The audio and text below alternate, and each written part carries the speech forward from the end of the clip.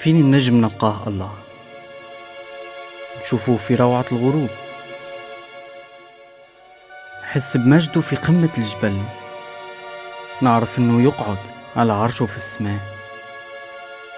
موش يسكن في البلايص هذيك أكاهو، هو موجود زادة في أثون النار، وفي قرش الحوت، وفي مغارة الأسد،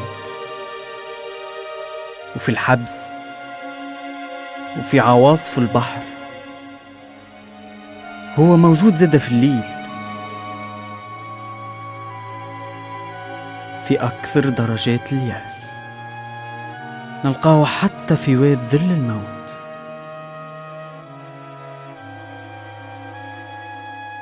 وين يسكن الله؟ هو يسكن وين تشتد حاجتنا ليه، لأن الرب إلهك سائر معك، لا يهملك ولا يتركك. تثنية 31:6.